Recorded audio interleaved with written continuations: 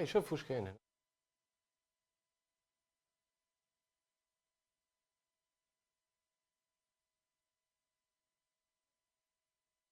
Bonsoir à tous, marhaba bikoum, bienvenue dans votre émission. On refait les jeux comme à notre habitude, toujours à la même heure, depuis Oda, à 10 000 km de Tokyo. On décrypte, on analyse toute l'actualité olympique. Hier, nous avons vécu un moment historique. Nous avons tremblé jusqu'à 5 heures du matin avec Yasser Mohamed Tahar Teriki. Avec moi ce soir pour décrypter déjà l'histoire de Teriki et plus encore, Ahmed Mahor Bacha, bonsoir. Bonsoir. Mohamed, bonsoir. Salam alaikum, bonsoir. Nedjla, bonsoir. Bonsoir. Alors, avant d'entamer Teriki qui nous a fait vibrer, votre image du jour. Je commence par toi, Nedjla. Bon, on va pas parler. Triki, c'est en premier lieu. Après aussi, il y a le Burkinabé, donc l'Afrique au podium. Je ne sais pas si c'est la première fois, au triple saut ou pas, mais ça fait chaud au cœur. C'est la première médaille de Burkina Faso 2 ans. Voilà, donc ça fait Dadi. plaisir.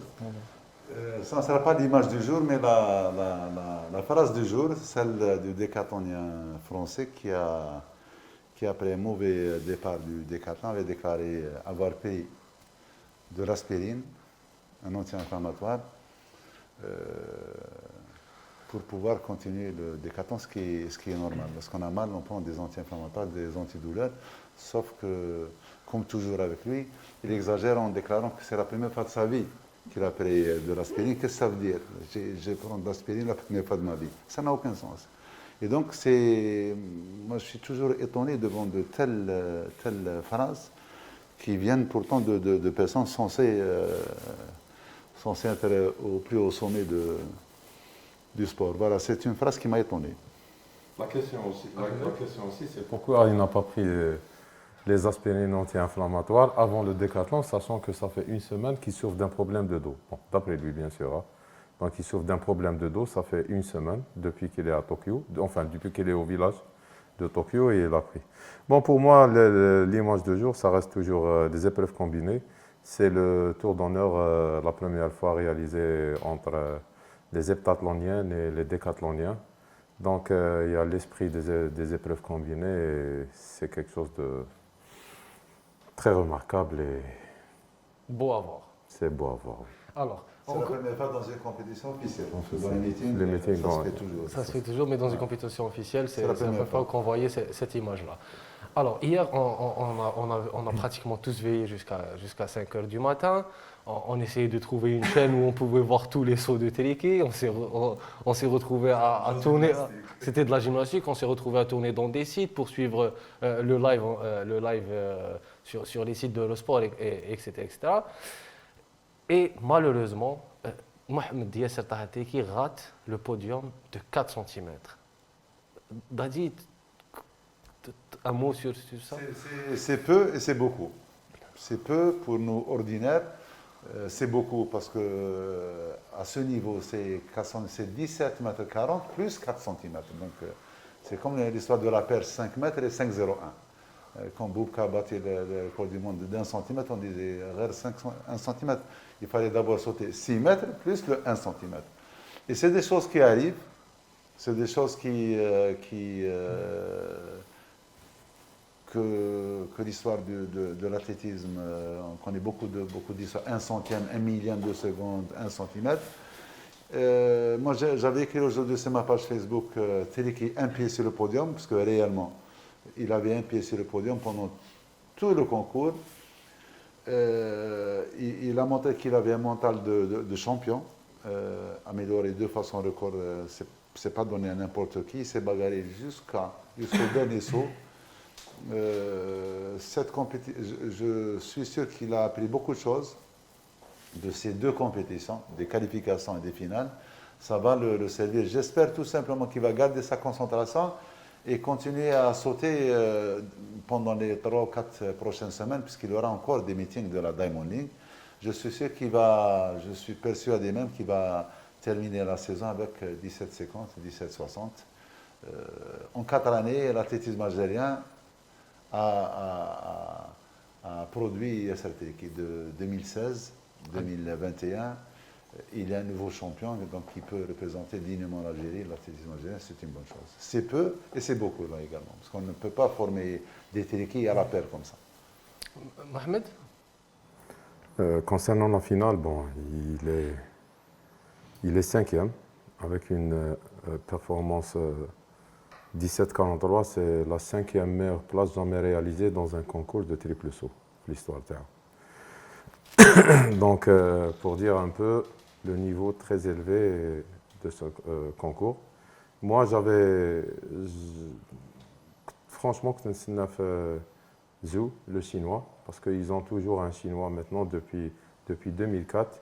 Ils placent toujours un ou deux chinois dans une finale. Ils arrivent toujours à tirer leur épingle de jeu, fait un podium. C'est arrivé 2-3 fois déjà maintenant. Donc, franchement, félicitations pour lui, pour son coach, parce que c'est un couple. Il faut savoir que, étant donné le parcours de la saison AD, ce n'était pas facile. Le gars, il n'a pas fait de meeting de très haut niveau. On se souvient toujours de sa position. Il était un peu à la dépressive. Il a gagné de la Diamond League. Il a gagné une étape, il a gagné Oslo, mais c'était le 7 juillet. Les gars ont commencé à sauter déjà mois de mai. On a commencé à sauter à partir de Doha et tout. Donc, franchement, qui chauffe au Kamel les données, on ne peut que saluer cette performance qui présage un avenir certain pour lui, Inch'Allah. Parce que arriver à une compétition avec l'enjeu, comme l'IKF dans une finale olympique, et faire son record, voire plus de 2-3 fois son record, c'est quelque chose qui laisse entendre que l'athlète, il a le mental qu'il faut pour les grandes compétitions. Parce qu'on peut avoir des athlètes qui sont pétris de qualité, qui sont très doués, mais le jour J, le jour de la compétition, pour diverses raisons, il perd ses moyens. Mais là, il a démontré qu'il est armé pour ça.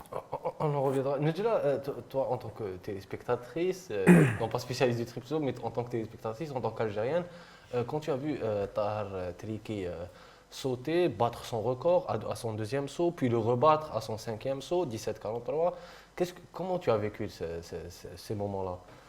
Franchement, on a senti de la sérénité dans le comportement et le regard de l'athlète. Sincèrement, je suis contente de ses résultats, c'est-à-dire personnels d'abord.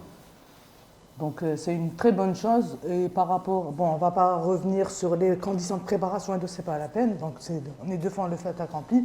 Faire cinquième aux Jeux Olympiques, c'est juste un exploit. Donc il faut pas qu'il soit gêné par rapport à ça, ou là déçu, ou là au contraire, c'est une bonne chose. Je suppose qu'il a 24 ans, donc il a tout l'avenir devant lui. Voilà, c'est tout ce que je veux dire. Hier, durant le concours, on a vu Triki sauter son premier saut à 17,30, puis à 17,40, où il s'est positionné deuxième après Pichardo.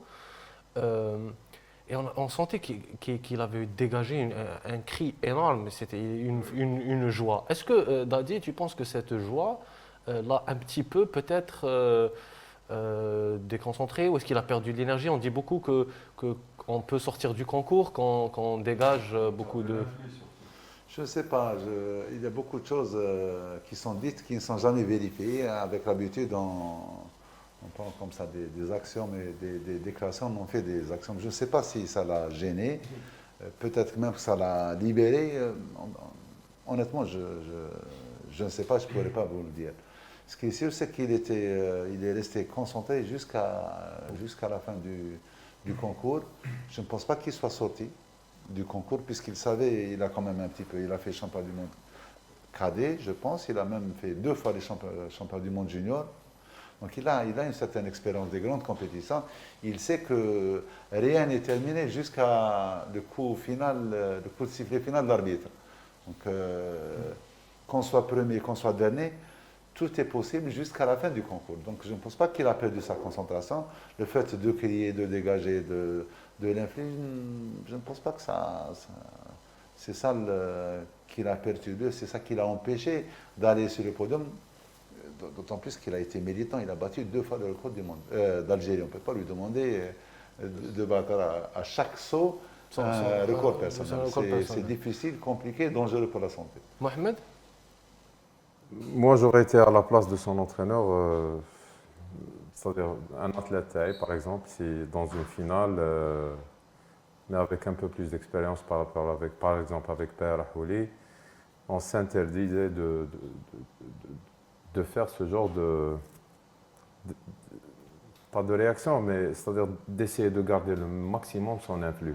Parce que c'est vrai que ça n'a jamais été vérifié, mais bon, pourquoi prendre un risque qui n'a jamais été vérifié? Parce qu'il y a toujours l'hypothèse de plus ou moins de perdre un peu de l'influx sur ce genre de... Mais c'est tout à fait normal, c'est une finale olympique. Il est jeune, c'est les premiers JO. Donc il était tout à fait presque normal qu'il soit dans cet état d'euphorie. Moi, j'aurais préféré qu'il reste dans sa bulle et de... Mais quand même, il est resté, si on voit bien le tableau des sauts, c'est l'athlète le plus stable, oui. Le plus stable, Ouais. le plus régulier. C'est-à-dire son premier saut à 17,30, 17,40, 17,42, 17,42, 17,40, puis 17,43. 17,43. Donc c'est le plus stable. On a vu Zongo qui a fini troisième le Burkinabé, qui était dans les alentours de 16,80, puis il a piqué un saut à 17,47. 47 et 17,31. Donc est-ce que ces chiffres-là peuvent nous montrer que Tahar peut aller encore plus loin, que Tahar peut aller encore à 17,60, 17,70, comme tu disais, Dadi. Est-ce que ces chiffres-là peuvent nous donner Oui, c'est clair matière? qu'il le fera cette année. Inch'Allah, il va probablement réussir à faire les 17,50, 17,60 cette année, parce qu'il sera plus ou moins libéré. Il n'y a pas la pression à l'IJO. Les meetings, c'est un climat différent par rapport à un concours de place. Donc, il va se concentrer sur la performance, sur certains détails techniques qu'il faut améliorer, voire Comme par renforcer. exemple la planche, quand on parle de détails techniques, on sentait qu'il était loin de la planche, on va dire. Après, bon, ça reste un débat, mais par rapport à son saut à 17,43, il était à environ 17 cm de la planche. Par rapport au Chinois qui a fait 17,57, qui était à 1 cm de la planche. Donc, est-ce que c'est pas pour critiquer, ou là c'est pour entrer dans le technique? Est-ce que les 17 cm perdus, on va dire une dizaine de centimètres, l'auraient mis sur le podium, Dadi? La planche, c'est un vieux débat. Et beaucoup d'athlètes ont perdu des titres olympiques, se sont fait éliminer en cherchant à être le plus près de la planche, en faisant 3 essais nuls. J'ai lu sur les réseaux sociaux que c'est la faute à son entraîneur, alors que c'est une connerie, pardonnez-moi le terme. Être près ou loin de la planche, c'est vrai que c'est un problème technique, mais c'est la faute à personne. Il y a le vent, il y a 1001 paramètres qui font que on fait une bonne planche ou non. Ce qui est sûr, c'est que je ne pense pas que cet athlète, encore une fois, je ne suis pas spécialiste du triple saut, je ne pense pas que cet athlète a fait le saut parfait cette année. Je pense qu'à chaque fois, il lui a manqué quelque chose. Est-ce que cela est dû au manque de compétition? Je ne sais pas. Est-ce que cela est dû aux petits problèmes qu'il a eu durant sa préparation à cause du Covid? Je ne sais pas. Mais je pense qu'il n'a pas fait son saut parfait, puisque chaque athlète fait le saut parfait de sa vie une fois dans sa vie. Et il fait également le saut de l'année, le saut parfait de l'année. Je pense qu'il est encore loin du saut parfait. C'est pour ça que s'il garde sa concentration, si le voyage retour ne le fatigue pas, s'il a son visa pour aller se déplacer en Europe, je pense, et s'il en a l'envie évidemment, je pense qu'il fera de meilleures planches, donc de sauts parfaits, et aller au-delà de 17,60. Mohamed?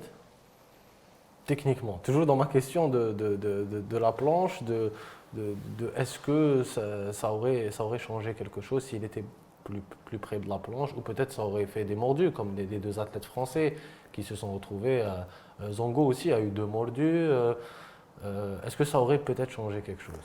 Pour répondre surtout aux commentaires qu'on voit, aux questions que les gens se posent.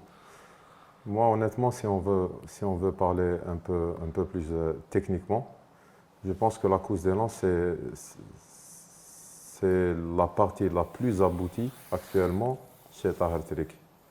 J'ai vu sauter quand il était, enfin, il y a 2 saisons, seulement 2, 3 saisons. Et là, je vois sa course d'élan, il y a une progression extraordinaire. Il n'y a pratiquement rien à dire concernant la course d'élan, le respect de différentes phases de la course d'élan. On voit qu'il y a une construction, il arrive à la planche dans une phase positive.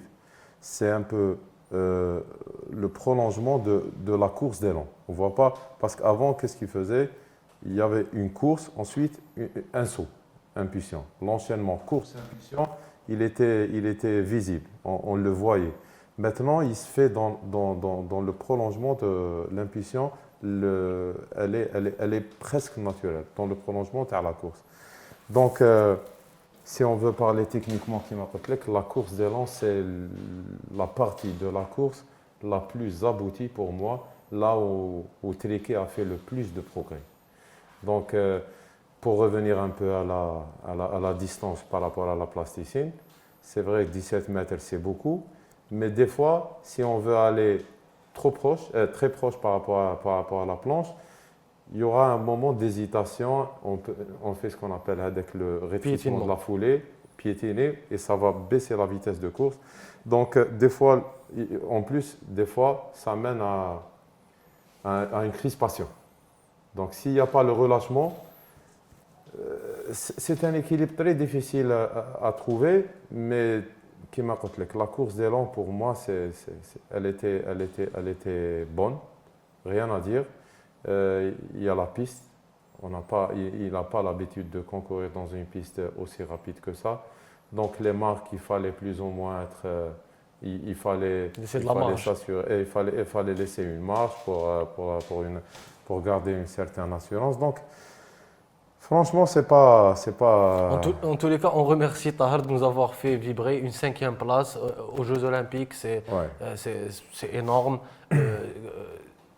Mission accomplie. On peut dire que c'est une mission accomplie. Oui, pour terminer un peu sur le saut proprement dit, c'est vrai qu'il y a un cloche plus ou moins équilibré, il ne monte pas très haut, c'est assez rasant. Il peut travailler encore le deuxième saut, l'enchaînement premier, deuxième saut, avec un genou lancé plus vers l'avant, plus vers l'horizontal par rapport à un genou vertical. Ça va forcément améliorer le saut, sa performance, Inch'Allah.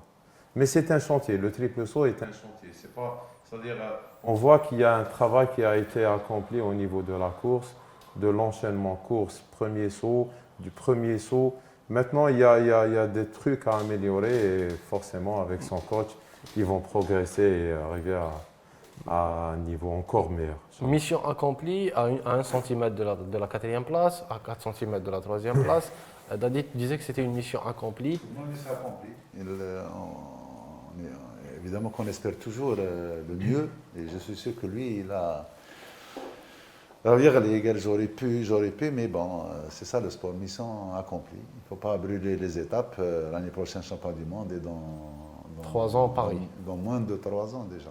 Dans moins de 3 ans, Paris. Encore bis repetita à Paris. Je vous pose la question, dans 10 mois, les championnats du monde, dans 3 ans à Paris, qu'est-ce qu'il faudrait? Est-ce qu'on voit Triquet déjà sur Paris, sur le podium? Dans 3 ans, on ne sait pas. Inch'Allah, il a tout, parce que le podium, on voit. On a démontré hier statistiquement que le podium, ça joue. Il y a des normes, c'est-à-dire, avec les bêches qu'on fait le podium, il faut être à 17,50. La première place, c'est plus de 17,70, 17,80. Il a le potentiel pour. Donc, Inch'Allah, il kemmel Kimara. Qu'est-ce qu'il faudrait, Dadi, pour que Tahar aille sur le podium déjà durant les championnats du monde? En parlant déjà des championnats du monde. Qu'est-ce qu'il faudrait? Je ne sais pas, c'est un athlète. La question est perturbante. Il y a des athlètes qui ont le potentiel pour aller sur le podium. Est-ce qu'on est sûr qu'ils le sont ou non? On ne sait pas. Makhloufi, est-ce qu'on pensait réellement à Rio qu'il pouvait? On ne savait pas. Est-ce qu'à Doha, on était sûr qu'il allait ramener une médaille d'argent, on ne sait pas. Ce qui est sûr, c'est que dans le sport, il y a des athlètes qui dépassent un cap, qui atteignent un cap. Donc c'est des athlètes qui ont le potentiel pour monter sur le podium ou pour aller en finale. Parce qu'il faut quand même qu'on rentrer en finale, c'est quelque chose d'extraordinaire. Faire partie des 8 meilleurs au monde, c'est plus qu'un exploit. Qu'est-ce qu'il lui faut comme moyen? Je pense depuis l'année dernière, il a sa bourse de préparation. Et je suis sûr qu'il va avoir encore. Je suis partisan des bourses de préparation. Contrairement à beaucoup de personnes qui changent d'avis chaque saison, moi je suis partisan des bourses de préparation individuelles. C'est grâce aux bourses de préparation individuelles que l'Algérie, à partir de 1991, a commencé à avoir des résultats de niveau mondial. Voilà. Il faudra donc juste que ce problème de visa soit réglé. C'est un problème qui empoisonne la vie à tout le monde. Qui est incompréhensible. Pas seulement aux Algériens, mais qui empoisonne la vie à tous les athlètes africains. J'écoutais Talou, l'Ivoirienne, quatrième encore une fois au championnat du monde de 100 mètres, dire que son pays, afin de contourner ce problème de visa pour l'espace Schengen, là où il y a les meetings, son pays, le gouvernement ivoirien, lui a donné un passeport de service. Et donc, il facilitait l'obtention des visas quand il fallait. Le passeport de service, on l'a eu en 1991 lorsqu'on était revenu de Tokyo. En 1991, l'Algérie, le gouvernement algérien, Et aujourd'hui, on ne l'a plus. chef de Bejdid, nous avait donné, athlètes et entraîneurs, un passeport de service qu'on utilisait pour aller faire des meetings et qu'on nous reprenait à l'aéroport d'Alger. Chaque fois, on allait le récupérer au niveau des AE. C'est une solution pour Tériquet et pour tous les athlètes. Il faudra juste que le ministère de la Jeunesse et des Sports arrête des critères. Il ne faut pas qu'on donne ce passeport à tout le monde parce que connaissant ce qui se passe, on va arriver à donner à tout le monde, sauf aux principaux concernés. C'est une solution que le ministère doit envisager pour régler ce problème de visa qui va se poser encore pendant quelques années à cause notamment du Covid qui nous a empoisonné en fin de compte la vie pendant 2 années. Hier, dans le concours de Tricky, on avait vu Pichardo qui a quand même géré, quand on sort de Tricky, parler du concours en général, on avait vu que Pichardo avait géré quand même le concours et tu disais qu'il était à l'aise pour les 18 mètres, mais qu'il n'a pas réussi à les faire, Mohamed.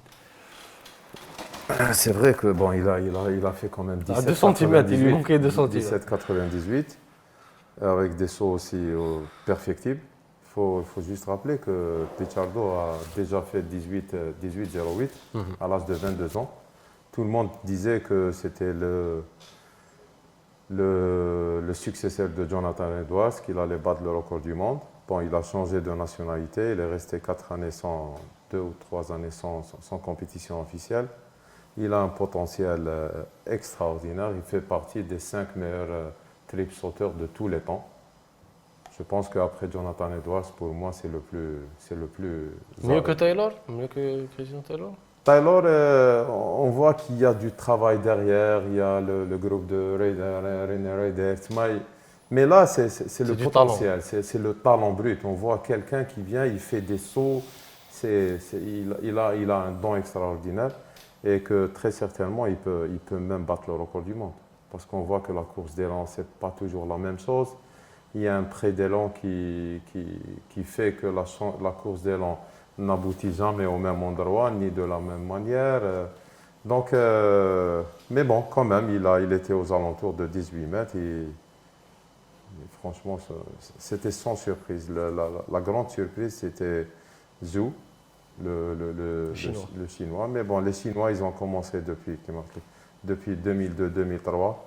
Avant 6 ou 7 années avant les Jeux Olympiques en 2008, ils ont commencé, ils ont ramené les meilleurs spécialistes du monde, pratiquement dans la plupart des disciplines. Et le Chinois aussi a battu son record 2 fois durant la compétition. Ouais.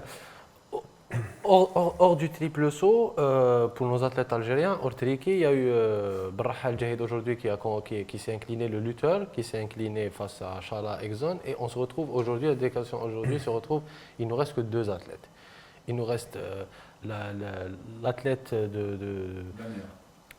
Lamia Ma'toub en karaté et il nous reste un lutteur demain, Farj Mohamed, qui va combattre aussi demain. Je pense que Farj a été positif au Covid. Jusqu'à présent, il lui manque un test, mais on le saura demain. Est-ce qu'il va participer ou non? Mais sur le principe, il était l'un des favoris, l'un des favoris dans l'équipe de lutte. Donc il nous reste Ma'toub Lamia, qu'on espère qu'elle ira un petit peu loin, pourquoi pas des quarts de finale ou des demi-finales. Hier aussi, on avait vu, on va passer aux 10 km nage libre, homme, avec déjà, est-ce que tu peux nous débriefer un petit peu le 10 km Nejla, avec le Well Brock, l'Allemand qui a dominé la course, du début à la fin. Hein. Le record olympique est tombé hier. Ouais. Et Well Brock, bon, c'est l'actuel champion du monde, donc il a pratiquement mené, pas pratiquement, il a mené la course avec une aisance de nage exceptionnelle. On a l'Italien qui a su relever le défi, donc le champion olympique du 1005 Rio a pu avoir la médaille de bronze. Sachant qu'il a, la fédération italienne, il a déclaré sa maladie, ça fait 2 mois, la mononucléose. Donc imaginez avec une immunité très très faible, mais il avait décidé quand même de relever le défi et il a gagné. Les Français ont fini 6e, alors qu'on nous a... Pratiquement toute la course, c'était le Français qui allait gagner selon eux. Bon, il a terminé 6e avec l'abandon du 2e Français. Voilà la course d'hier que j'ai suivie. Et le Tunisien Mellouli qui finit à la 20e place. 20e place. Moi, c'était à 37 ans, je l'ai dit. Mellouli a gagné en 2012, il avait 25 ans. Donc tout frais. À 37 ans, avec cette jeunesse, pratiquement tous ceux qui ont, c'est entre 23 et 25 ans. Donc on espérait qu'il fasse... C'était prévisible. C'était prévisible. C'était prévisible. Bien sûr. Quand on parle de Tunisie, on parle aussi d'Égypte, où l'équipe de handball d'Égypte s'est inclinée malheureusement face à la France. Et la France est la 4e finale consécutive aux Jeux Olympiques, l'équipe de handball. C'est énorme. C'est une institution, c'est devenu une institution de handball. L'Égypte a fait l'exploit, a réalisé l'exploit en arrivant en demi-finale, et qui a perdu de peu. C'était à 27-23 et qui affrontera l'Espagne pour la médaille de bronze et qu'on espère à nos amis égyptiens de pourquoi pas réaliser l'exploit. Les Espagnols, cette année, ils n'ont pas été très... ils ont eux aussi perdu face au Danemark 27-23. Oui, non, mais dans les matchs précédents, ils n'étaient pas vraiment en forme, on va dire. Hein. Et la France aussi, j'ai vu leur match aussi. À chaque fois, on sent que c'est l'expérience qui fait qu'ils gagnent à la dernière minute. Donc franchement... Bon. Ce qui prouve que dans le sport, l'expérience est très importante. C'est important d'avoir de l'expérience pour pouvoir gérer les compétitions. Et quand on parle d'expérience, je voulais arriver au décathlon parce que le décathlon exige aussi de l'expérience dans la gestion. Le décathlon, c'est 10 épreuves pendant 2 jours. On l'a vu en début d'après-midi, la fin du 1500 mètres avec le Canadien Wariner qui réalise un record olympique à plus de 9000 points. Dadi, toi, expert du décathlon, tu as l'Arbi Bourada qui a fini 5e aux Jeux Olympiques, tu as Yasmine Azizi qui avait fini 5e aussi aux Jeux Olympiques, et on avait Triki aujourd'hui Donc, quelle est ton analyse quand tu vois ce décathlon-là avec un record olympique à 9000 points, avec un meilleur pas très en forme, et une 3e place à 8600 points? Oui, Maroun, c'est l'homme qui monte avec Lepage, le Canadien. C'est des athlètes qui étaient attendus depuis maintenant 4 ans. Dès Rio, déjà, ces 2 jeunes décathloniens, l'Australien et le Canadien, mais il y a également le Suisse qui n'a pas pris. Mais il y a l'anglais également, donc il y a toute une nouvelle génération qui se prépare à prendre la relève. Wariner, je pense, victoire attendue, parce qu'il a été royal pendant 7 années déjà, voilà. Il était deuxième, je pense, à troisième à Rio. Troisième à Rio, derrière Kevin Mayer. Voilà. Et donc, je suis content. Personnellement, je suis content pour lui. D'autant plus que Mayer, depuis qu'il a fait son record du monde, ne se comporte plus comme le décathlonien qu'on voudrait qu'il soit. Changement de staff technique, il a renvoyé ses 2 entraîneurs, on ne sait pas pourquoi, alors qu'il venait d'avoir le record du monde. Il a ramené son frère dans le staff. Quand un athlète commence à ramener sa famille dans le staff, c'est-à-dire c'est foutu. Donc c'est terminé. Et puis alors que les gens s'entraînaient matin, midi, soir, lui il part à Dubaï, stage 10 jours, hyper médiatisé. Pourquoi aller à Dubaï au mois de, je ne sais pas, faire un stage Parce qu'il y a les mêmes conditions. Ouais, pour la température. C'est-à-dire la préparation n'était pas sérieuse. Et c'est dommage pour Kevin Mayer qui a un potentiel de 8150 à 8200, 8250. Mais... Tu veux dire 9000, 9000 évidemment. Et donc il a manqué 2 rigueurs. Les gens qui l'aiment disent c'est un artiste. C'est possible, mais un artiste ne peut pas gagner contre Wariner. Le décathlon, il faut être un artiste, il faut avoir de l'expérience, il faut avoir du talent, il faut beaucoup travailler, il faut être expérimenté, il faut être rigoureux dans les choix qu'on fait pendant toute l'année. On a vu Wariner quand même, surtout sa première journée, même si Meyer a essayé de revenir, il était à 5e, puis il est remonté 4e avec un magnifique G à 73 mètres au javelot. Il a fait 2,08 m en hauteur, 5,20 m quand même, il a essayé de revenir dans le concours Meyer, mais quand même, Wariner était au-dessus. Il a fait 8,21 en longueur, 8,24 en longueur, 10,12 au 100 mètres. C'était des épreuves à 1000 points. Wariner a gagné dès la fin du lancer du poids, qui est épreuve censée être faible. Il a montré qu'il était au-delà de 14,50. Et c'est là-bas où il a tué Mayer, même s'il a fait un super concours au 100 hauteur, mais il s'est écroulé au 400. Et justement, l'épreuve du 400 qui montre si un athlète s'est préparé sérieusement ou non. On peut faire 10-20, on peut faire 2-8 sur un saut, on peut faire tout ce que vous voulez au décathlon. Le 400 mètres, le 1500, ce sont 2 épreuves qui montrent si un athlète s'est sérieusement préparé ou non.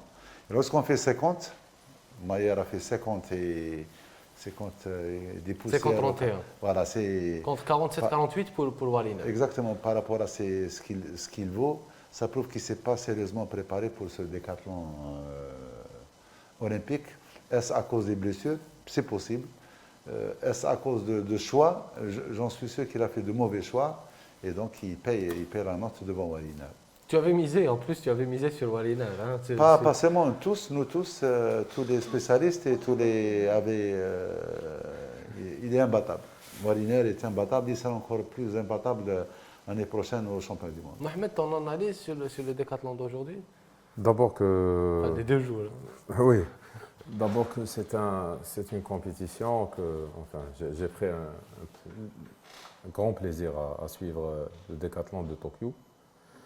Et bien entendu, on s'attendait tous à ce que Wariner franchisse pour la première fois la barre de 9000 points parce qu'il a un potentiel extraordinaire. Il faut juste rappeler qu'il a 10-12 au 100 mètres et surtout 8-28 au saut en longueur.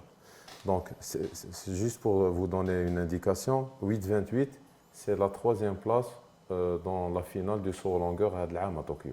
Il aurait pris la 3e place avec la performance réalisée au saut en longueur de décathlon sur 3 essais après un 100 mètres. Donc pour vous donner un peu, c'est un athlète qui court en 13,35 de son 110 mètres et, c'est-à-dire il est au moins demi-finaliste au championnat du monde, parmi les meilleurs mondiaux. Et Kima Dadi, c'est un athlète qui a démontré qu'il est en forme parce que encore il a encore battu son record sur 400 mètres. Sur le 400 mètres, il a réalisé 47-48 contre 47-70, ce qui était son record à l'intérieur du décathlon. Donc, le décathlon Hada, en étant vraiment, véritablement préparé et prêt pour affranchir la barre de 9000 points. Ensuite, contrairement au dernier décathlon Taoufiq Godzis, il a sérieusement progressé au lancer du javelot. Godzis, il a lancé à 59, là il a fait 63,44. Et donc, il aurait pu gagner quelques points sur le 1500 mètres, où il a 4,31 contre 4,25. Donc il avait au moins une cinquantaine de points à gagner la course de 1500 mètres. Mais en plus, pour parler de Wariner, c'est quelqu'un qui a été dans l'ombre. Après Ashton Eaton, il était deuxième, troisième, à l'époque Eaton. Zed Jamayer, il était deuxième toujours, deuxième, troisième. C'était avec les résultats Leandou, surtout la première journée, les sauts, etc. Il mérite amplement le titre olympique.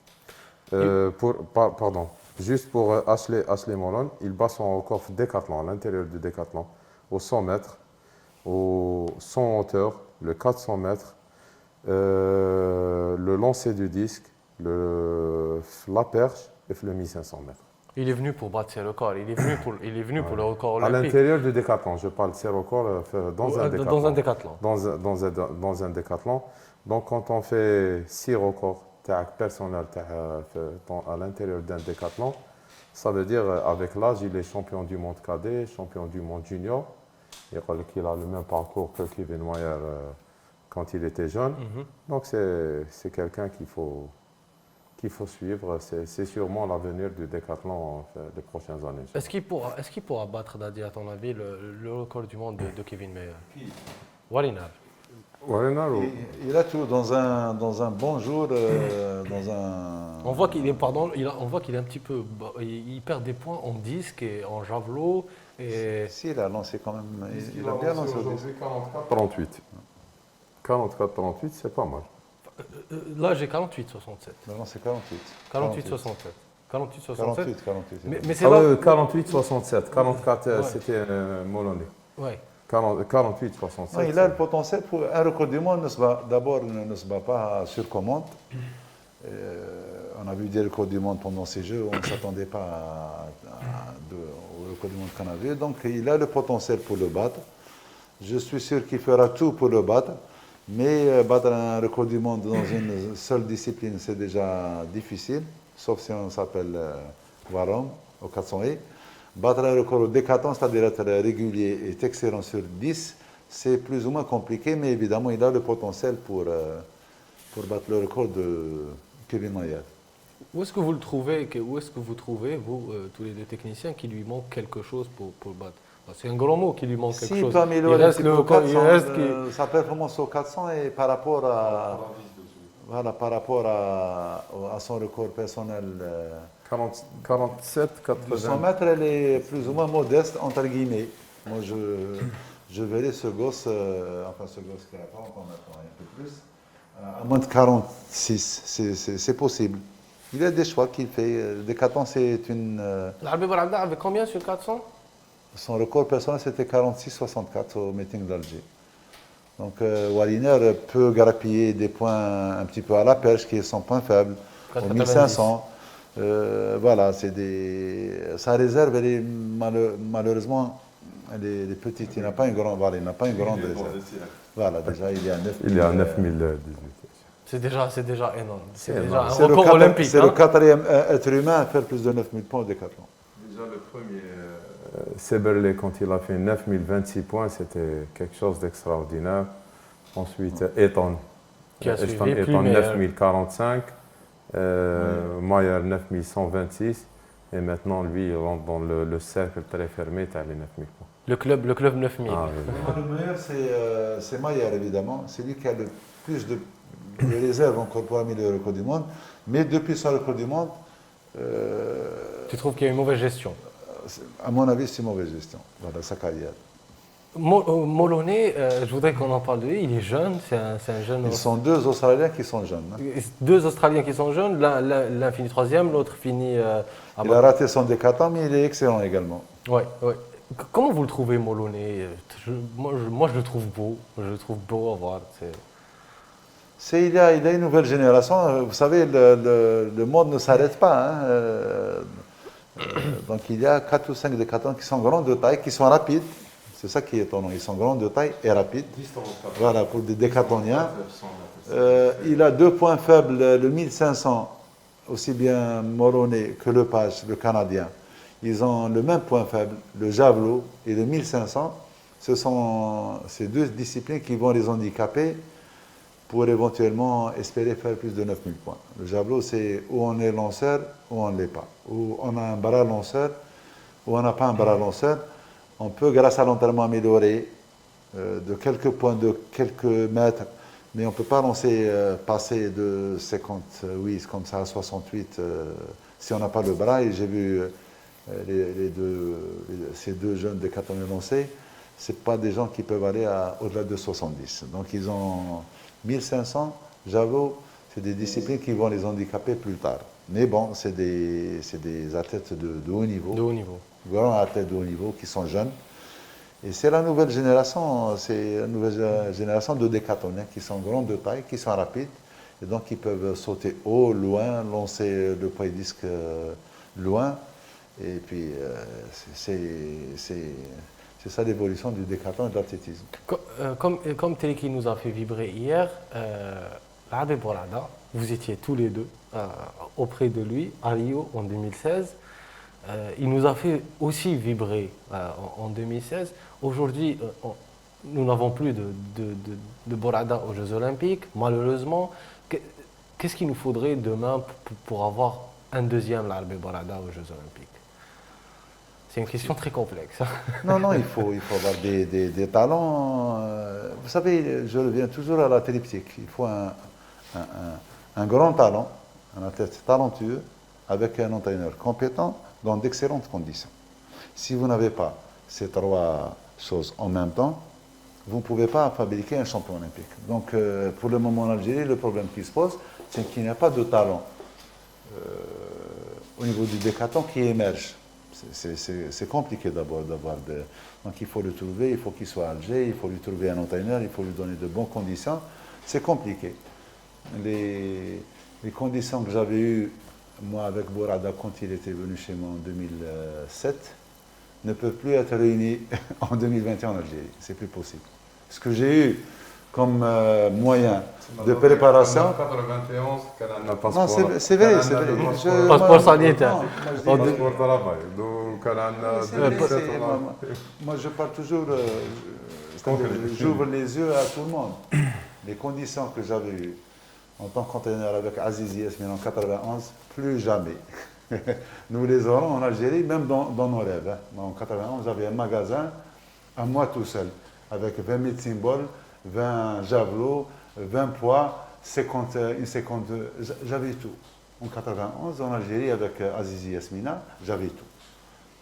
A noter que Yasmine Aziza, elle a 5 records d'Algérie, 4 ou 5 records Elle avait d'Algérie. à l'époque 5. Et avec Bourada, il y a 10 ans, j'avais 2000 symboles. Avec elle, j'avais 20, avec lui, j'avais 2. Maintenant, tu en as 0. Maintenant, on ne peut pas. Maintenant, ce n'est pas possible. C'est-à-dire, il faut quand même, ceux qui nous écoutent, les responsables, j'espère qu'ils nous écoutent. Les conditions se dégradent de plus en plus. Les conditions concrètes pour réussir, pas les conditions générales. On a ouvert 15 centres de préparation. Si vous m'ouvrez un centre de préparation, il n'y a pas une salle de musculation. Les gens oublient, moi je lis un peu les critiques contre les sportifs en général, et l'athlétisme en particulier, il n'y a pas de Bourada, Makhloufi, etc., etc., etc. Je vois des images de Djabir, de Hamed. Les gens ne savent pas qu'au stade annexe, le stade annexe, c'est le temple de l'athlétisme algérien. Depuis que M. Tahmi, l'ancien ministre des Sports, a donné notre salle de musculation à l'équipe de football du MCA, ça fait 10 ans. Parce qu'il a ouvert la porte juste pour s'entraîner avec Rahouli Baya. La veille du départ au championnat du monde, s'il te plaît. Dernier championnat. Ça fait 10 ans. 2015. Est-ce que vous imaginez que depuis 7 ans, il n'y a pas de salle de musculation au stade annexe? Comment voulez-vous avoir des athlètes? C'est impossible. Vous imaginez. Qu'est-ce que c'est qu'une salle de musculation? C'est pas le matériel qu'on a.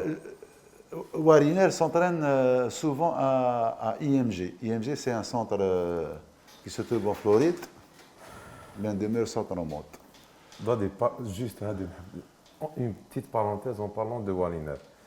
Au Canada, il y a une quarantaine de 14 jours, une quatorzaine de 14 jours au niveau de l'aéroport. L'État du Canada, où il n'a plus démocratie la plus, il doit faire la quatorzaine. Mais ça, ils ont aménagé un dôme. Djaboulou fait une piste d'athlétisme à l'intérieur pour qu'il ne rate pas une seule séance d'athlétisme. Il avait accès au coach تاعو juste pour la quatorzaine تاعو باش ما يراتيش une seule séance. Est-ce que vous pouvez imaginer que dans un dôme, ils plaçaient une piste avec des sautoirs et une salle de musculation juste pour 14 jours. 14 jours. البارح شفنا في الBBC un reportage sur ça. Pour vous dire un peu كمل داتي. Pour dire qu'il n'y aura pas de décathloniens, il y aura sûrement des décathloniens. Il y a des gens qui ne sont pas en Algérie. Il y a des entraîneurs capables de faire. Moi, je ne ferai plus du décathlon en Algérie. Mais il y a C'est une exclusivité, ça, qu'on a aujourd'hui. C'est une décision prise il y a quelques années. Je ferai tout sauf du décathlon. Parce que c'est difficile, c'est dur et il n'y aura pas de moyens. Il faut des jeunes entraîneurs qui pourront lutter. Comment un entraîneur, pardon, ça c'est d'exclusivité, comment un entraîneur qui a formé Yasmine Azizi, 5e Jeux Olympiques, qui dit aujourd'hui je ne veux plus d'entraîner. Non, mais j'ai dit depuis 2016 que le décathlon c'est fini. Le décathlon et décathlon c'est fini. C'est-à-dire maintenant je m'occupe du 400 mètres. Ça demande moins de moyens matériels, ça me fatigue moins. Mais faire du décathlon, c'est pas un boulot, c'est un boulot de 24 heures sur 24. Donc il y a des entraîneurs chez nous capables de former. Malheureusement, ils n'ont pas d'athlètes talentueux. Ils n'ont même pas d'athlètes. Tout est fait pour qu'il n'y ait pas d'athlètes. C'est-à-dire, ça c'est un autre problème. Mais un jour, il y aura l'athlétisme algérien. L'école algérienne d'épreuves combinées n'existe pas depuis Mahor Bacha ou depuis Bourada, elle existe. Bien avant, Ben Saad, Alain Smaïl, Boudriet, Bouhouch, Taïbi Dalila, etc. Donc il y a toute une génération d'athlètes qui ont fait du décathlon et de l'heptathlon. Il y aura, je suis sûr, des décathloniens, des heptathloniennes, avec d'autres athlètes, avec d'autres entraîneurs, plus motivés, plus jeunes, plus compétents, évidemment, puisqu'ils auront accès à plus d'informations que nous. Mais pour le moment, je ne vois pas. Honnêtement, je ne vois pas. Pour le moment, je ne vois pas. Mais il y aura. Je suis toujours optimiste. Moi. Quand tu parlais des départements, et on parlait de Yasmine Azizi, il y a eu aussi aujourd'hui, comme tu disais, ton image, c'était le tour d'honneur heptathlonienne et décathlonien. Il y a eu la surprise enfin, pour moi, c'est une surprise. La Belge, Thiam Nafissatou, enfin, elle était leader, mais comment la Belgique a pu faire, je veux dire, sortir une athlète depuis son jeune âge. Bon, elle n'est pas d'origine belge, si je me trompe. Elle n'est pas Elle était déjà championne. Non, le problème, ce n'est pas la Belgique. L'image du jour, c'est la deuxième et troisième place, c'est des Hollandaises. Oui. Il y avait Nadine Borsen, la troisième Hollandaise, parmi les 12. Et la Hollande, justement, c'est un petit pays qui n'a pas de grande tradition en athlétisme. Et puis, ils ont décidé, depuis 15 à 20 ans, d'investir réellement dans l'athlétisme en général et puis dans les épreuves combinées, puisque chez les hommes, ils ont une bonne école de décathlon. Moi, je suis la troisième heptathlonienne, Nadine Borsen. Pendant toute l'année, il est en stage à l'étranger. Pendant toute l'année. Les Canaries, là où il y a du soleil, tu trouves des heptathloniennes hollandaises qui s'entraînent. Ils étaient l'été, Canaries, des centres d'Afrique du Sud, Floride, Canaries, tout. C'est-à-dire l'État investit. Et aucun responsable hollandais, aucun journaliste hollandais, aucun spécialiste entre guillemets hollandais ne dira هذول ما غير يحوسوا.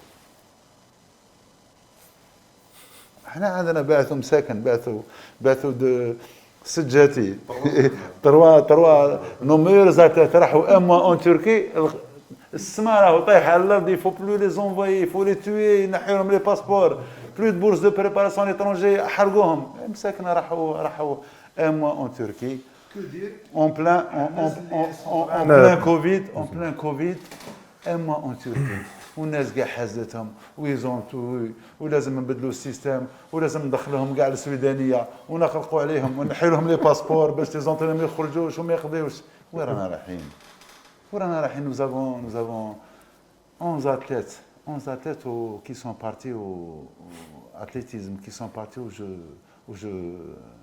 Olympiques. مخير فيهم il a fait JBMB 2 mois de stage à l'étranger avec beaucoup de stress. 2 mois, c'est rien du tout par rapport aux autres pays. C'est rien, 2 mois. 2 mois, c'est 60 jours, c'est à peu près. 60 jours, c'est 100 séances d'entraînement. 100 séances d'entraînement, ce n'est pas suffisant dans d'excellentes conditions pour gagner contre les Américains et les Chinois. هذه مسكنا راحوا 1 mois وقال لك ما يزيدوش يروحوا لازم pour préparer 2024 prenez tout le monde وسكروا عليهم في السويدانيه préparez les. C'est de la folie, c'est-à-dire pour vous montrer que c'est la faute, c'est pas seulement un responsable ou la fédération. C'est l'environnement immédiat.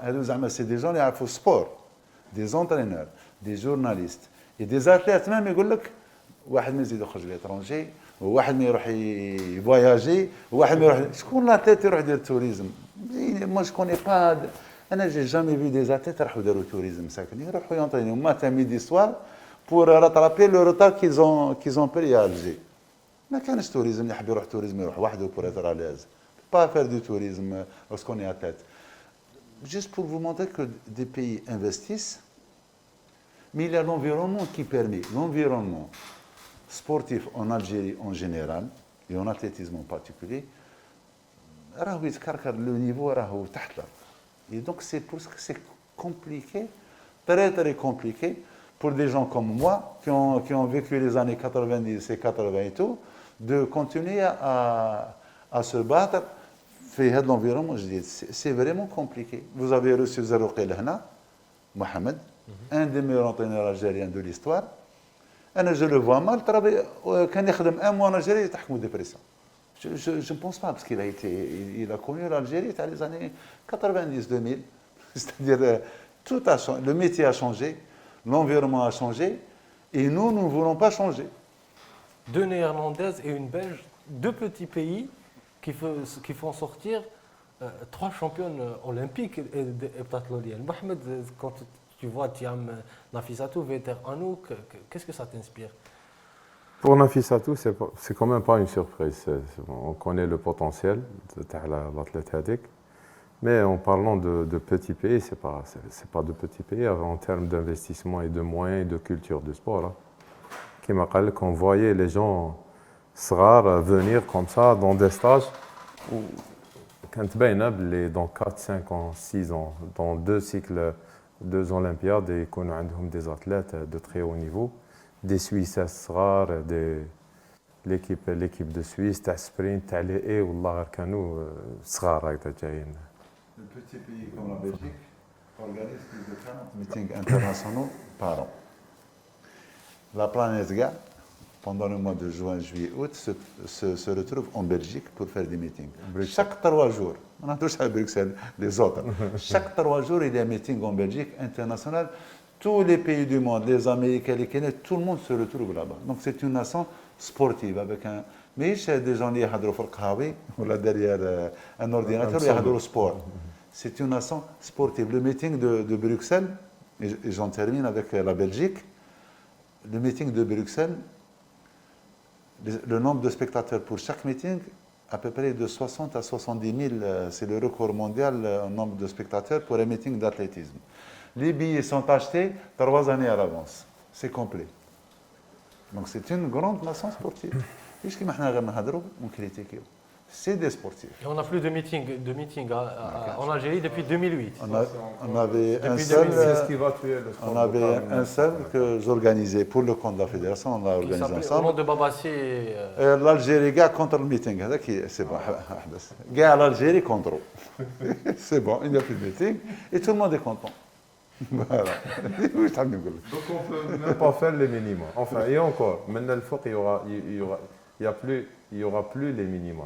Le place de ranking. Ça, en place de ranking. Place de ranking. Donc les des meetings qui sont cotés.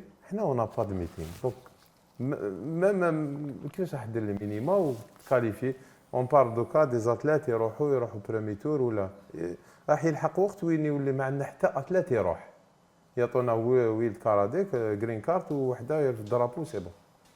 On arrive à ton moment, à ton humeur, Nedjla. Reda Jingle.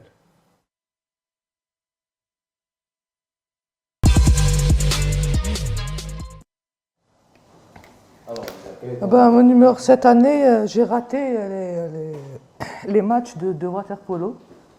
Bon, à cause du programme qu'on doit suivre pour les Jeux Olympiques.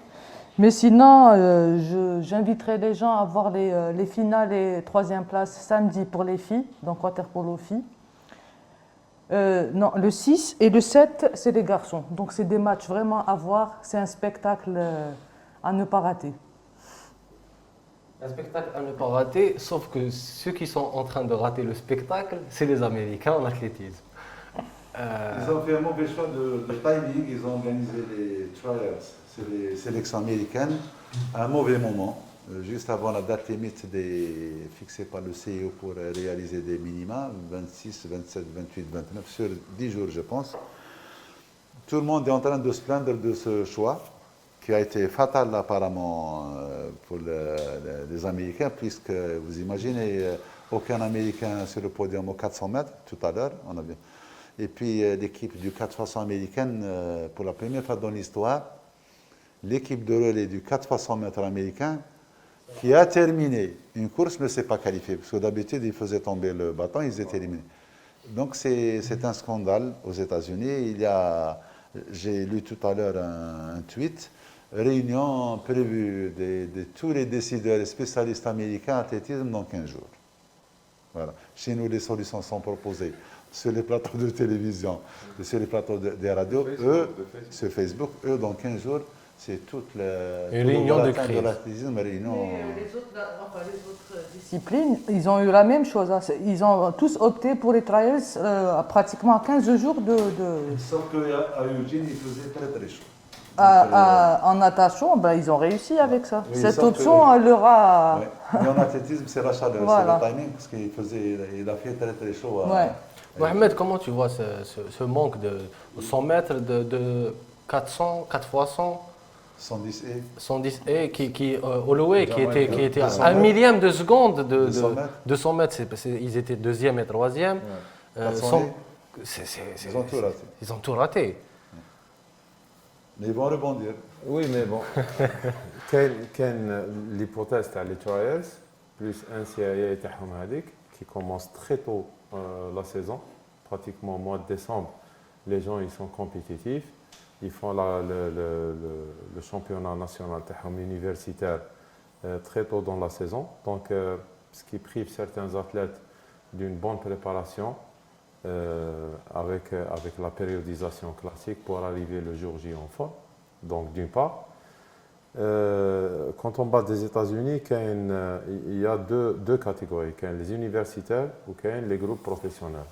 Quand on voit certains groupes professionnels traditionnels, les maroufins au niveau surtout du sprint et tout, t'as la Floride, t'as Rena Reiner, le groupe t'as HSI, t'as John Smith et le groupe.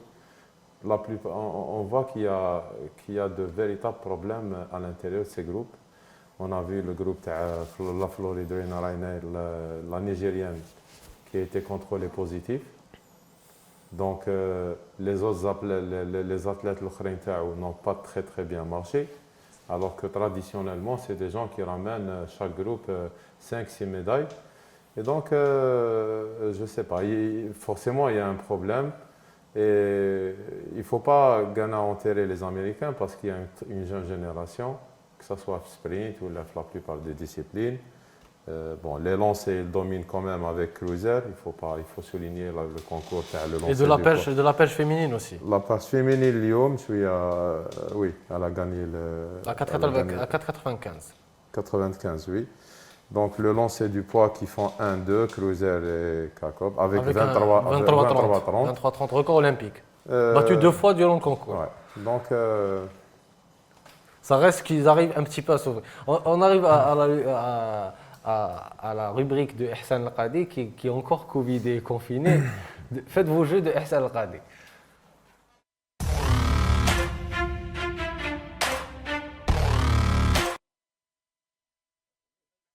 Remarquez que j'avais tendance à vous proposer en entrée de menu une épreuve de forçat. C'était le cas avec le triathlon, avec la nage en eau libre. Ce soir à 22h30, je vais vous proposer la plus dure des épreuves des Jeux Olympiques. C'est pas le marathon, contrairement à ce qu'on peut penser, c'est le 50 km marche, épreuve d'athlétisme. Et je vous recommande d'autant plus cette épreuve qu'elle va disparaître. C'est la dernière fois qu'elle se tient. C'est une grande épreuve des Jeux Olympiques où on voit beaucoup de souffrance qui se joue en général en dessous des 4 heures avec un record du monde à 3h36 minutes dans des conditions idéales.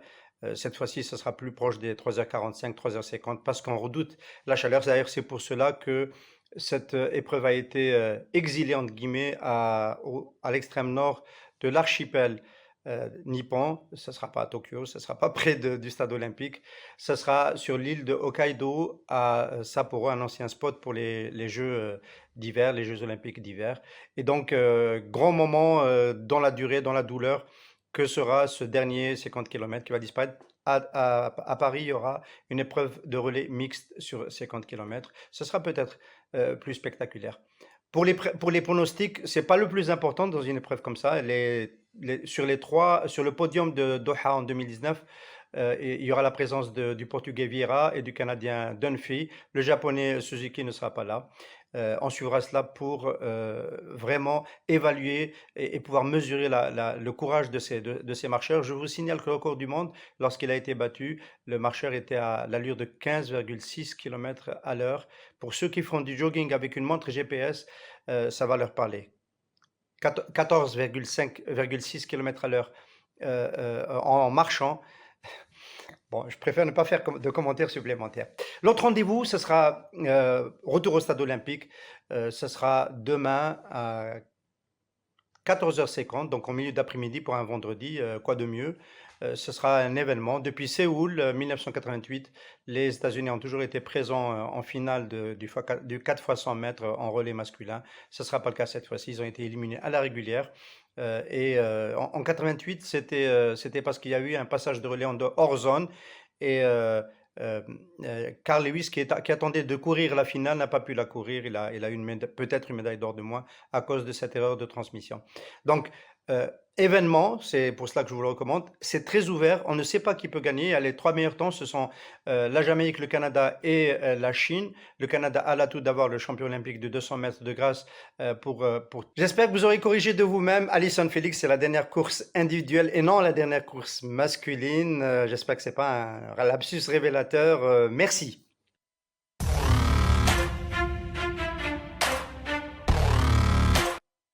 Alors, on commence par le 4 x 100 mètres. 4 x 100 mètres.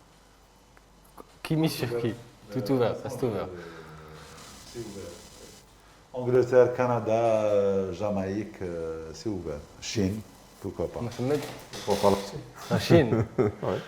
Nedjla, tu as une idée? Oui, pourquoi pas la Chine. Et puis bon, moi je supporterai le Canada. Pourquoi Je sais pas pourquoi, mais il y a De grâce, Voilà. le champion olympique du 200 mètres, qui Voilà, est très fort. Il peut exactement. faire la différence quand même, c'est vrai. Il peut faire la différence. Bon, si on est Après, sur la les même- Jamaïques aussi restent quand même une... La Jamaïque n'a L'équipe pas garçon- tellement brillé dans les épreuves de sprint. Hein. Au 100 mètres, il n'y avait personne. Cette année, ils ont le fait podium. Par contre, cette année, ils ont fait 37,82 sur 4 x 100 mètres. Qui reste quand même... Ils battent le Canada de 10 millièmes de seconde. Mais ça reste très serré. Très serré, oui. 50 km marche, comment ça se passe 50 km marche? Déjà, comment ça se passe? D'abord, Moi, je vais décevoir beaucoup d'amis ou choquer d'autres. Je n'ai jamais aimé cette discipline, honnêtement, sincèrement. La marche ou le 50 km marche? La marche d'abord et 50 km. C'est vrai, je vais vous dire pourquoi. Parce que c'est un sport subjectif. On élimine des gens sur une appréciation de loin. Même si actuellement la technologie fait de son mieux, avec des puces, avec des vidéos et tout, j'ai assisté à des compétitions où des gosses ont été éliminés pour permettre à un autre pays de gagner.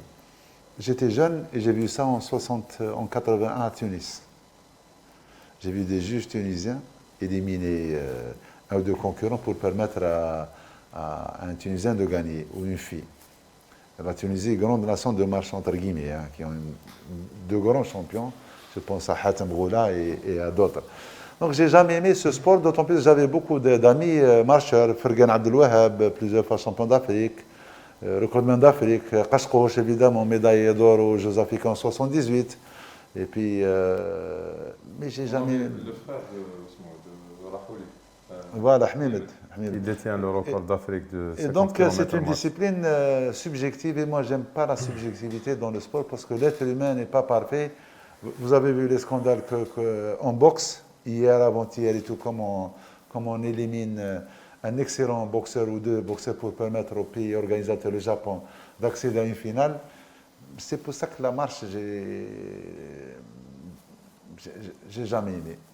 Déjà, tu aimes le 50 km marche?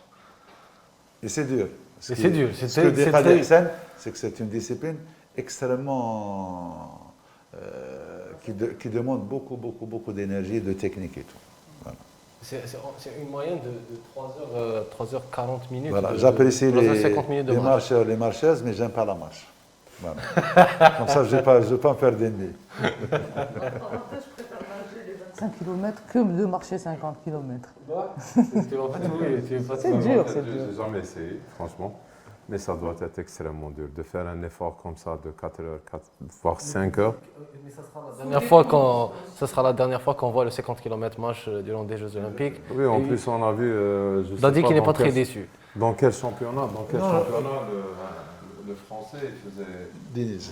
Denis, il faisait pratiquement ses besoins à l'intérieur de la course, pendant la course, c'est terrible. Et on l'a vu même une fois tomber, se relever, tomber. Il il avait fini sixième. Oui, mais de perdre le contrôle sur son corps par rapport à l'autre, c'était une... À noter qu'il est le recordman du monde. Hein. Il est le recordman du monde avec un 3h32 minutes et 33 secondes. C'est un sport de fou. Chapeau. Ça fait partie des C'est un sport extrême. Mais qui disparaît des Jeux. Là, par contre, j'aime pas. Bon, c'est subjectif. Je déteste la subjectivité, mais je suis subjectif. J'aime pas la manière dont le patron de l'IAF, Sébastien Coe, la manière dont il veut rénover, renouveler, donner une autre image, moderniser. Voilà le terme que je cherchais, moderniser l'athlétisme. Il est en train d'introduire des choses nouvelles. Le relais mixte, moi je trouve que c'est bien. Mais le système en 100 longueurs, triple 100, c'est plus qui est premier, qui est deuxième, qui est le dernier, etc. Ça a cassé complètement l'image qu'on se fait du 100 longueurs de la hauteur. Il veut éliminer certaines disciplines. Il a, comme le 50 mètres marche, ça fait partie de la tradition. Il y a une grande communauté de marcheurs. En Algérie aussi, nous avons une école de marche. Un peu partout il faut assister à des compétitions de marche. On a une école à Tlemcen, une grande école à Tlemcen, à Blida. Tlemcen, Bjaïa maintenant, Alger et tout. Des compétitions de marche drainent beaucoup de participants et de spectateurs. J'aime pas quand des choses comme ça disparaissent. Zeloré disait la même chose, qu'il n'était pas d'accord avec le fait qu'on laissait le choix. Est-ce que Barchem, dans la finale de son hauteur, est-ce que leur laisser le choix n'était pas d'accord? Il disait qu'il fallait qu'il y ait un seul gagnant. D'accord, mais imaginons que Hada Dirni, le Lokhorni, le Hadani, qu'est-ce qu'il va faire? On ne peut pas les départager. Bon, ils ne veulent pas. Quand deux athlètes ne veulent pas.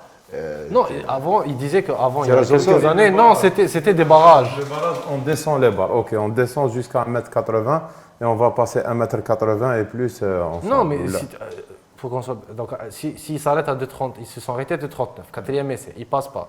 On passe à 2,37. Non, S'ils non, passent, il rajoutait un saut à 2,39. un saut, le quatrième. Un saut, à un 2,39. quatrième. Ils décident de ne pas passer. Ils descendent à 2,35. Ils décident de ne pas passer, de toucher la barre. Et voilà, on حطه. On bat Jusqu'à à l'infini. 2 mètres. Donc, ils vont exiger le fait qu'ils soient tous les deux sur le podium. C'est ce que tu penses, David? Oui, mais à ce niveau. C'est Moi, je trouve que c'était une belle image. belle image. Très, très belle image. Alors, demain, pour finir, demain, il y aura Alison Félix qui participe. Ça sera depuis 2004. Ça sera son 5e Olympiade. Elle est maman de 2 enfants, je pense, et un enfant. Et elle va participer à sa 5e finale des Jeux Olympiques. C'est quand même énorme. Est-ce que vous pensez qu'elle va aller au bout et qu'elle va obtenir cette 5e médaille consécutive? Et si elle gagne une médaille, elle dépassera elle dépassera Carl Lewis. Le 400 dames, il y a une place à prendre. Il y a une place à prendre. De toute façon, même si elle ne monte pas sur le podium sur 400, il a toujours la chance de gagner une médaille avec le relais. Le relais 4 fois 100. Mais il y a une médaille de bronze à prendre. Elle ne sera pas la seule. Il y a 2 ou 3 qui risquent qui ont la possibilité de gagner cette médaille. Elle a montré de belles choses en demi-finale. Donc elle est une prétendante sérieuse pour avoir une médaille bronze, pour ne pas dire argent. L'or, c'est loin. Voilà. L'or, c'est avec Miller difficile. Très difficile. Mohamed? Je ne la vois pas sur le podium, mais bon, quoique moi j'apprécie cette. Comme athlète, même elle et son entraîneur, c'est quand même. Bob Kelsey, c'est une institution en athlétisme. On les a vus une fois quand on était à l'INSEP. Donc, C'est le haut niveau. c'est quand même le haut. C'est le grand niveau, c'est le super niveau. On arrive au bout de l'émission. Merci à vous d'avoir accepté notre invitation. Merci d'être venu. Merci aux chers téléspectateurs de nous avoir suivis. On se retrouve demain à la même heure. Hier, on a eu le très belle image de Teleki. On souhaite le revoir très vite. À bientôt. Au revoir.